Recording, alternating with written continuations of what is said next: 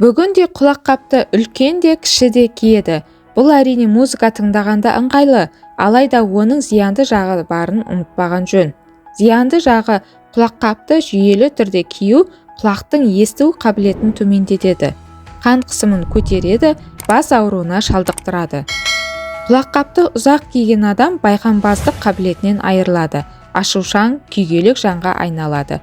Мамандардың айтуынша, дыбыс сигналы 60 минуттан асса, құлақтағы бұлшықет есту мүшесін қорғай алмайды. Құлаққаппен күніне 2-3 сағат ән тыңдау есту мүшесіне зақым келтіреді.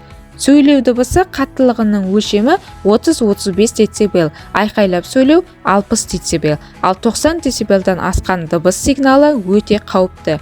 Өкінішке қарай құлаққаптан шығатын әуеннің дыбысы 90 децибелден асып кетіп жатады.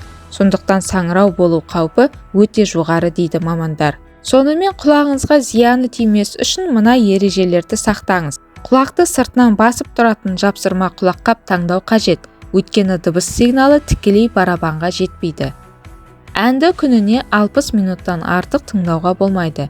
Өйткені осынша уақыттан соң есту мүшесіндегі бұлшықет демалу қажет. Құлаққаптағы дыбыс 90 децибелден аспауы керек, себебі есту барабанына зақым келеді. Ал сіздер құлаққапты жиі пайдаланасыз ба? Төменге комментарийге жаза кетіңіздер. Видео сіздерге ұнаған болса, лайк басып, тіркелуді және денсаулыққа қажетті пайдалы видеодан құр қалмас үшін қоңыраушаны басып қоюды ұмытпа. Ем болсын.